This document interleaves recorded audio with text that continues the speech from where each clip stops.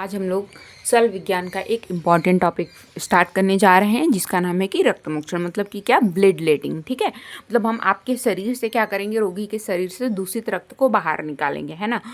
तो जो होता है कि रक्त मोक्षण आप किस में करेंगे, तो जैसे कि नवीन शोध है, मतलब कि जो आपका इन्फ्लामेशन है अभी अभी हुआ है, तो वहाँ पे क्या होता है, वहाँ पे बेसिकली जो रक्त होता है और मांस होता है उसकी दुष्टि होती है। तो अगर हम रक्त को निकाल दें देन क्या होगा, आपने जो जो दूषित था उसको, जिस दोष ने दूषित किया था, दोनों को आपने निकाल दिया, तो वो जल्दी ठीक हो जाएगा। ठीक है, सोफयुक्त व्रण है ना, मतलब वहाँ पे स्वेलन भी है और उसके साथ साथ व्रण भी है। ठीक है, तो वो जो व्रण होगा वो जल्दी हील होगा क्योंकि आपने वहाँ से दूषित रक्त को तुरंत ही निकाल देंगे। या फिर कठिन व्रण है, वेदना युक्त व्रण है ना, तो कठिन है मतलब वहाँ पे कफ की दृष्टि है, आप उसको निकाल दोगे। ठीक है, श्याम वर्णी या फिर रक्त युक्त व्रण है, विषम व्रण है, विष युक्त व्रण है, तो वहाँ पे हम लोग ब्लड लेटिंग करेंगे। ठीक है, अब अयोग्य कौन है, तो सर्वांग, जिसके पूरे ही शरीर में अगर शोथ हो रखा है तो आप उसको नहीं करेंगे। पांडु रोगी, क्योंकि उसमें रक्त अल्पता पहले से ही है। ठीक है, उदर रोगी में आप नहीं करेंगे, अर्श के रोगी में भी आप नहीं करेंगे। ठीक है, शोष के रोगी में, गर्भड़ी, छीड़ रोग, मतलब कि अगर अम्ल भोजन के सेवन से अगर कोई रोग उसको उत्पन्न हुआ है तो उसमें आप लोग नहीं करेंगे, है ना। बेसिकली ऐसे रोगों में आपको नहीं करना है जहाँ पे पहले से ही वीकनेस है। ठीक है, आपको पता है कि उदर रोग में क्या होता है कि वहाँ पे मतलब एसाइटिस से उसको वो किया जाता है, कोरिलेट किया जाता है ना, तो वहाँ पे क्या हो रहा है कि ब्लड का फॉर्मेशन नहीं हो रहा है, कम हो रहा है। तो ऐसे चीज़ों में आप क्या करेंगे, वहाँ पे और ब्लड निकालेंगे, नहीं निकालेंगे। ठीक है, अब रक्त मोक्षण की विधि क्या है, मतलब आप कैसे आप उस पेशेंट के शरीर से आप रक्त निकालोगे। तो पहला तो है अशस्त्रकृत, मतलब हम किसी शस्त्र का यूज़ नहीं करेंगे, किसी शार्प इंस्ट्रूमेंट का यूज़ नहीं करेंगे। दूसरा है शस्त्रकृत, मतलब यहाँ पे हम शार्प इंस्ट्रूमेंट यूज़ करेंगे। तो अब इसमें होता है प्रक्षालन और शिरावेद। प्रक्षालन का मतलब क्या है कि आप जहाँ पे आपको निकालना है, ठीक है, वहाँ पे आप छोटे छोटे छोटे छोटे ऐसे ऐसे कट लगा दोगे, तो उससे क्या होगा कि वो वहाँ से ब्लड निकलेगा। तो रक्त के पिंडीभूत, मतलब वो कहीं पर्टिकुलर, जैसे मेरा ये प्लेस है यहाँ पे, हाथ पे, यहाँ कहीं पे वो पिंडीभूत रक्त है, तो मैं यहाँ पे कट लगाऊंगी और फिर यहाँ से ब्लड निकल जाएगा, है ना, पीड़न के थ्रू। ठीक है, जबकि शिरावेद में क्या है कि हम आपकी जो ये जो वेन्स हैं इनमें कहीं पे भी, मतलब जहाँ पे आपको रक्त निकालना है, जिस स्थान का पर्टिकुलर रोग में पर्टिकुलर जगह पे शिरावेद का भी आपको रेफरेंस मिलेगा, तो मतलब आपके सर्व शरीरगत दोष है ना, मतलब लोकलाइज्ड नहीं है वो, तब आप शिरावेद करोगे। अब अशस्त्रकृत में देखिए 3 विधियां हैं, है ना, जलौका है, श्रृंग है और अलाबू है। ठीक है, मतलब जलौका मतलब आप जो है वो जोक को यूज़ कर रहे हो। ठीक है, श्रृंग मतलब कि गाय का सिंग, उसको बोला गया है। ठीक है, अलाबू मतलब वही लौकी जिसको आप लोग घर में खाने के लिए यूज़ करते हैं। ठीक है, तो लौकी में क्या करते हैं ना कि जब लौकी, जब वो मतलब काफ़ी बड़ी सी जब लौकी हो जाती है तो उसके अंदर का जो पार्ट होता है, ठीक है, जो उसको क्या करते हैं, हम उसको बाहर निकाल के उसको जब सुखाते हैं तो वो एक हमें खोखला सा मतलब स्ट्रक्चर प्राप्त हो जाता है। ठीक है, तो उसका यूज़ हम करके ब्लड को निकालते हैं। वो कैसे करते हैं, तो जो कपिंग का मैकेनिज्म है कुछ वैसे ही वो भी काम करता है, जो कि हम आगे देखेंगे। ठीक है, तो देखो ये जो जलौका, श्रृंग और अलाबू हम 3 क्यों यूज़ कर रहे हैं। ठीक है, तो ये ऑन द बेसिस ऑफ दोष है, मतलब जलौका को बोला गया है कि वो मधुर रस और शीतवीर्य, आपको पता है कि जलौका जो जोक होती है वो जल में रहती है, तो इसलिए वो पित्त दोष को समन करेगी। ठीक है, और जबकि श्रृंग यानी सींग है तो वो बोला गया है कि मधुर रस और उष्णवीर्य होता है, तो वो वात को समन करेगा। ऑब्वियस सी बात है कि वात के समन के लिए हमें क्या चाहिए, दोष में मधुर अम्ल लवण चाहिए और वीर्य में उष्णवीर्य चाहिए, तो ये मधुर रस और उष्णवीर्य है तो वात को करेगी।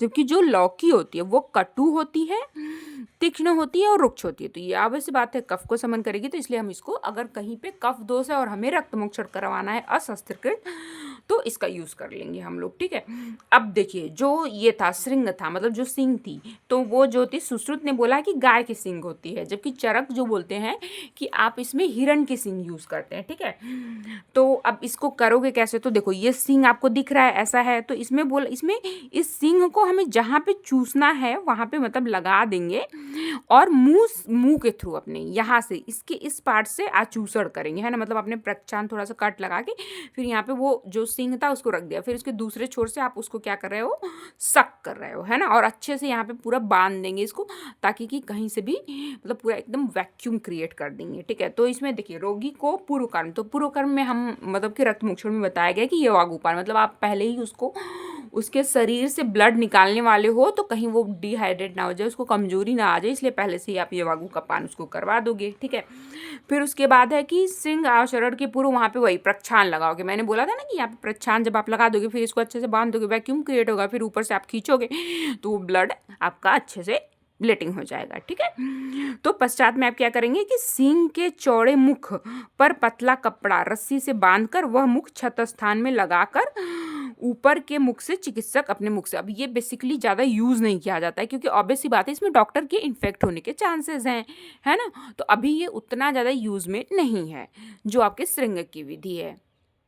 फिर देखिए ये अलाबू, तो अलाबू में देखिए लौकी है। ठीक है, तो हम लोग लौकी को ही सेम वैसे ही बांध देते हैं वहाँ पे जहाँ पे आपको प्रक्षालन लगाना है, बट अंदर दीप दीप रखने से क्या होगा कि वो वहाँ पे एक वैक्यूम प्रेशर क्रिएट करेगा, जैसा कि आपका कपिंग में होता है ना, तो सेम वैसा ही कुछ यहाँ पे हम लोग करें। तो कपिंग में क्या होता है कि वहाँ पे हमें कोई दीप अंदर नहीं रखना पड़ता है, वो हम इतना मतलब वहाँ पे एकदम टाइट इतना वो करते हैं कि वो वैक्यूम खुद से वहाँ पे क्रिएट हो जाता है। यहाँ पे हम क्या कर रहे हैं, यहाँ पे हम दीप के थ्रू, जब दीप उसके अंदर रहेगा तो उसके अंदर जो एयर होगी मतलब जो ऑक्सीजन होगी वो खत्म हो जाएगी और वहाँ पे एक धीरे धीरे वैक्यूम क्रिएट हो जाएगा, तो उस वैक्यूम प्रेशर की वजह से जो जो ब्लड है वो बाहर निकल आएगा, है ना। तो इसमें भी सेम वैसे ही करना है कि प्रक्षालन लगा के फिर लौकी को वहाँ पे बांध देना है आपको, वो खुद ही जब दीप उसके अंदर जला रहेगा वो वैक्यूम क्रिएट करेगा, है ना। तो वही है कि अलाबू में दीपक प्रज्वलित करके जहाँ पर रक्त मोक्षण करवाना हो वहाँ प्रक्षालन लगा के अलाबू को मुख की ओर से क्षत स्थान पर रख देना चाहिए, है ना। और ध्यान रखें अलाबू व रोगी की त्वचा के मध्य थोड़ा भी अवकाश न रहे, वही अवकाश रहेगा तो एयर जाएगी अंदर से, फिर वो वैक्यूम पूरा क्रिएट नहीं हो पाए, है ना। तो बेसिकली आप इस लौकी के अंदर में दीप जला करके यहाँ पे वैक्यूम क्रिएट कर रहे हैं, वैक्यूम क्रिएट करने के बाद इसको सेम वैसे ही जैसे श्रृंग, अब देखिए इसमें पहले से वैक्यूम क्रिएट है क्योंकि आपने दीप जला दिया तो ऑक्सीजन वहाँ की खत्म हो गई, बट श्रृंग में ऐसा कुछ हो नहीं रहा था, दीप नहीं जला रहे थे आप, तो उसमें मुंह के थ्रू खींच रहे थे, सक कर रहे थे वहाँ पे, जो कि हाइजीनिक नहीं था डॉक्टर के लिए, इसलिए अभी वो उतना यूज़ नहीं होता है। ठीक है, अब जलौका, तो देखिए जलौका में क्या है कि आपको कुछ नहीं करना है, बस केवल जोक को वहाँ पे प्रक्षालन लगा के या विदाउट प्रक्षालन भी, अगर विदाउट प्रक्षालन वो सक कर ले रहे फिर हम प्रक्षालन नहीं लगाएंगे, अगर सक नहीं करती देन प्रक्षालन किया जाता है, वहाँ पे हल्का सा कट जिससे ब्लड आ जाए और फिर वो उसको मतलब जो आपकी जलौका है वो पकड़ ले उस स्थान को। ठीक है, तो ये है, तो जलौका जो विधि है मतलब जलौका का जो यूज़ किया जाता है, तो ऐसा बोला जाता है, तो आचार्य सुश्रुत बोलते हैं कि ये परम सुकुमार विधि है ना, मतलब ऐसे लोगों के लिए जो परम सुकुमार है उनके लिए ये यूज़ की जाती है। तो जलौका कौन है, तो जलौका वो है जो जल में निवास करती है और जिसकी जल ही आयु है, ऑब्वियस सी बात है, आप जोक को बाहर निकाल दोगे वो मर जाएगा, तो वही है, और वो जल में ही रहता है ना।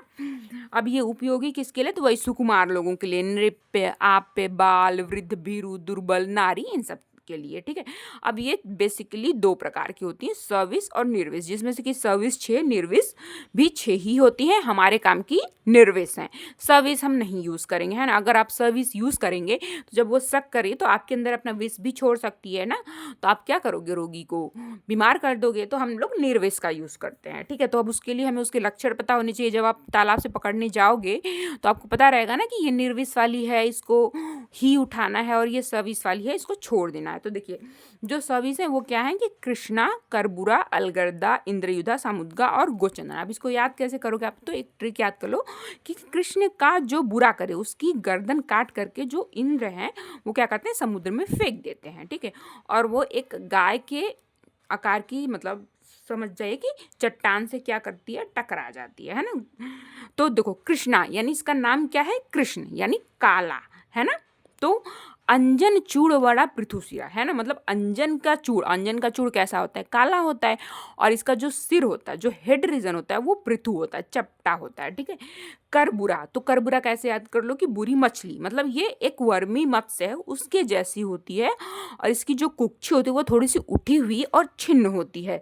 अलगर्दा, तो अलगर्दा कैसी होती है, तो इसमें बहुत सारे रोम होते हैं, इसका जो पार्श्व भाग होता है ना वो थोड़ा बड़ा होता है, और इसका मुख कैसा होता है, काला होता है, केवल मुख काला होता है इसका, है ना। सामुद्रिका, तो देखिए समुद्र में चित्र मतलब बहुत सारे प्राणी रहते हैं ना, तो वही चीज़ है कि ये ईसद शीत पीत होती है, और इसके शरीर पर क्या क्या होता है कि विचित्र पुष्प की आकृति बनी हुई रहती है, जबकि इंद्रयुधा नाम ही है इंद्र, मतलब कि वो उसमें इंद्रधनुष के जैसे रंग रेखाओं शाखाओं से युक्त होती है, इसलिए इसका नाम इंद्रयुधा है। गोचंदना, तो गोचंदना क्यों बोला गया? गो यानी गाय, तो इसका एक भाग जो होता है, मतलब जो इसका मुख होता है वो तो पतला होता है, लेकिन जो इसका अधो भाग होता है वो जैसे कि गाय का जो वृषण होता है, अब टेस्टिकल्स को आप जानते हैं कि 2 टेस्टिकल्स होते हैं, तो वो कुछ ऐसा सा शेप लेते हैं, तो वही वो बोल रहा है कि तब पीछे के भाग में वो 2 मतलब 2 भाग में ऐसे कटा हुआ सा रहता है, मतलब गाय के वृषण की तरह, इसलिए इसको गोचंदना बोल दिया गया है।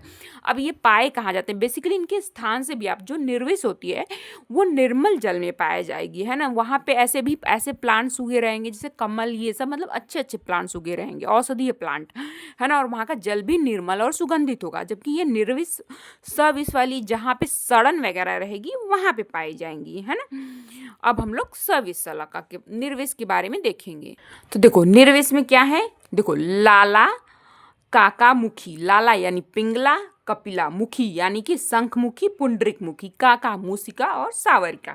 तो देखो कपिला क्या है, इसके नाम जो है कि ये कैसी होती है, तो इसका जो पीठ होता है, जो पार्श्व होता है ना, वो मनशिला के कलर का होता है, ठीक है। तो मनशिला रंजिता पार्श्वाभ्याम, पृष्ठ कैसा होता है, तो स्निग्ध होता है और मुग्ध केवड़ का, है ना।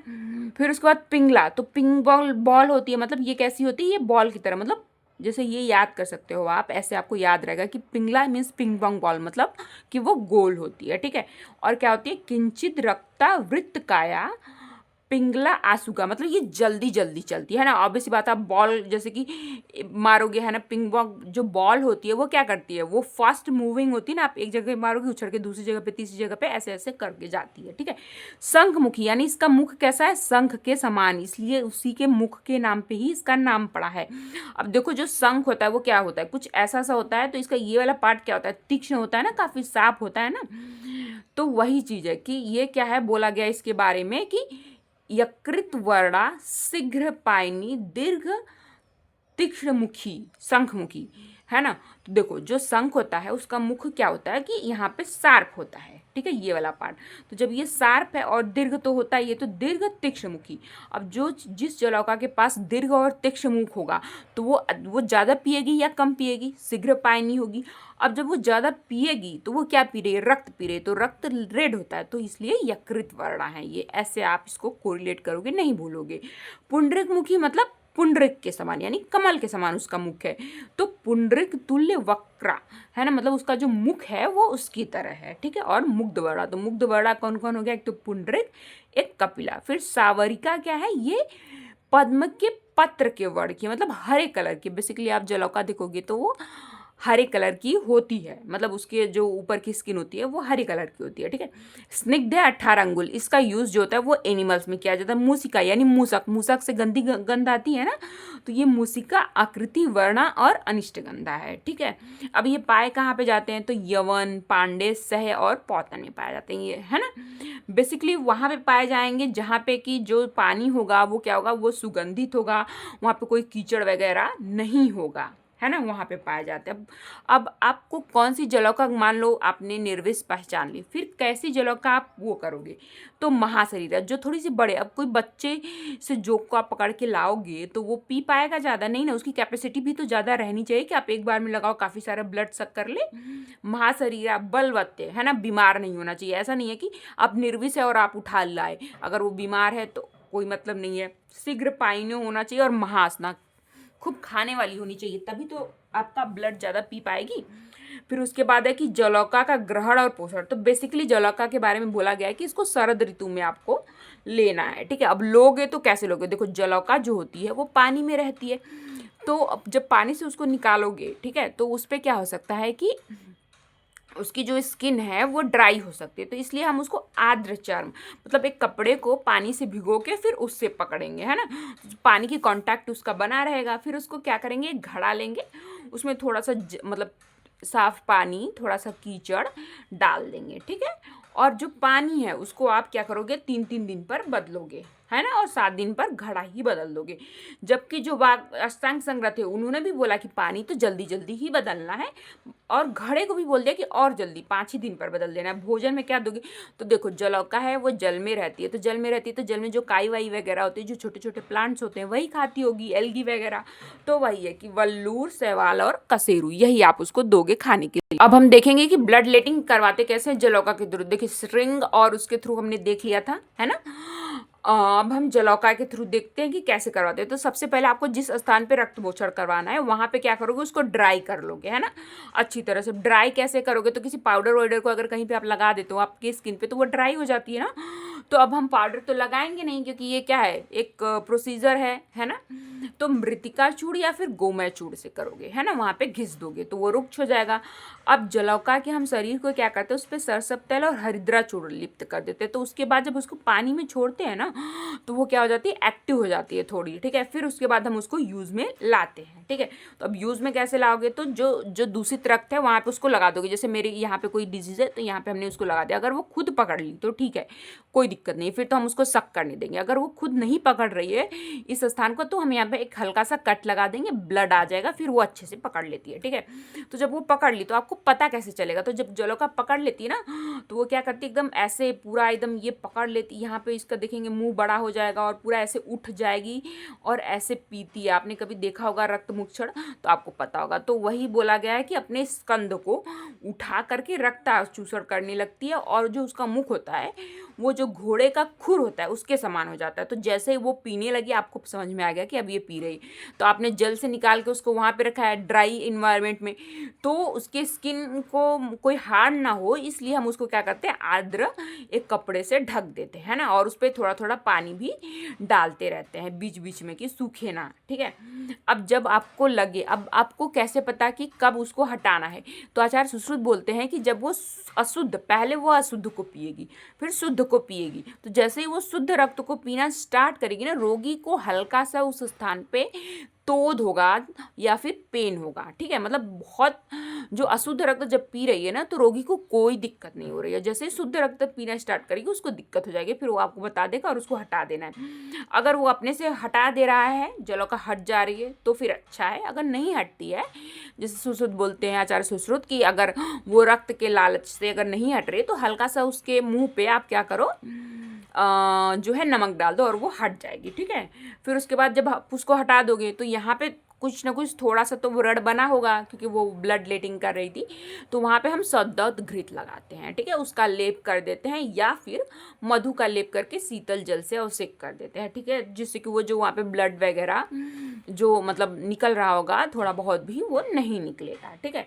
अब रक्त मोचन के पश्चात जलौका के साथ आप क्या करोगे, पेशेंट को तो आपने बता दिया, तो जलौका के साथ क्या करते हैं कि उसका वमन करवाते हैं, ठीक है ना, क्योंकि उसने दूषित रक्त पिया है, उसके पेट में क्या गया है, दूषित रक्त गया है, तो वो उसको भी, तो जैसे वो आपके लिए हार्मफुल था, आपको रोग कर रहा था, वैसे उसको भी रोग कर सकता है, फिर हम उसको दोबारा यूज़ नहीं कर पाएंगे तो उसको तुरंत वमन करवा दिया जाता है।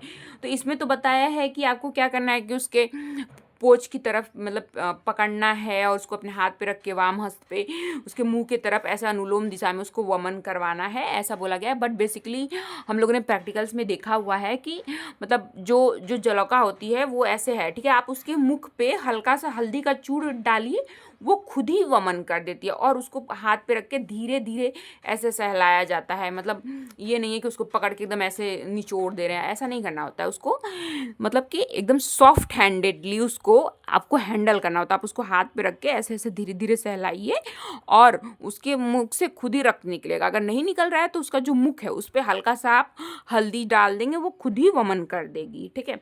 और फिर जब वो पूरी तरह से वमन कर दिया, आपको लगा कि हाँ अब ये नॉर्मल साइज में आ चुकी है, तो आप उसको पानी में डालिए। अगर वो पानी में डालते ही वापस से अच्छे से मूव करने लग रही है ना, तो मतलब क्या है कि आपने अच्छे से उसका वमन करवाया है, वो जलौका हेल्दी है। अगर वो मूव नहीं करती, कहीं जाके बैठ जाती है, तो मतलब वो क्या है, दुर्वांता बोलेंगे उसको, मतलब उसका वमन अच्छे से नहीं हुआ है। और अगर उसका वमन अच्छे से नहीं हुआ है तो उसको क्या होगा, उसको एक रोग हो सकता है जिसको आचार्य सुश्रुत ने क्या बोला है, इंद्र मद बोला है। और ये असाध्य होती, मतलब वो जलौका आपकी कुछ दिनों में मर जाएगी। जबकि इसी को आचार्य वाग्भट जो थे वो रक्तमता बोलते हैं, ठीक है। और आपने एक बार जलौका का वो यूज़ कर लिया पेशेंट में, अब दोबारा आप उस पेशेंट को बुलाओगे रक्त मोक्षण के लिए तो कितने दिन बाद बुलाओगे? तो आचार्य वाग्भट कहते हैं कि एक जलौका का अगर आपने एक बार यूज़ कर लिया तो आप उसको दोबारा 7 दिन के बाद ही यूज़ कर सकते हो। मतलब आप एक बार अपने पेशेंट का रक्त मोक्षण करवा लिए एक सीटिंग, तो आप उसको दूसरी सीटिंग के लिए 7 दिन के बाद ही बुलाएंगे, ठीक है। और एक पेशेंट में यूज़ की हुई जलौका को आप दूसरे पेशेंट में नहीं यूज़ कर सकते हैं, क्योंकि वो क्या है, वो इन्फेक्टेड ब्लड है, तो वो दूसरे पेशेंट को भी इन्फेक्ट कर सकता है। मतलब आप उसको स्टोर करके रखेंगे उसी पेशेंट में यूज़ करने के लिए और 7 दिन के बाद उसको बुलाएंगे। तो ये हो गई आपके अशस्त्रकृत रक्त मोक्षण की विधियाँ। हम लोग नेक्स्ट वीडियो में शस्त्रकृत रक्त मोक्षण की विधि पढ़ेंगे, जो कि प्रक्षालन और शिरावेद है, उनका इंडिकेशन क्या है, कैसे करते हैं, ठीक है गाइस। तो आपको ये वीडियो कैसी लगी मुझे कमेंट बॉक्स में कमेंट करके ज़रूर बताइएगा। और अगर वीडियो अच्छी लगे तो इस वीडियो को लाइक कर दीजिएगा और चैनल को सब्सक्राइब कर दीजिएगा। Thank you so much.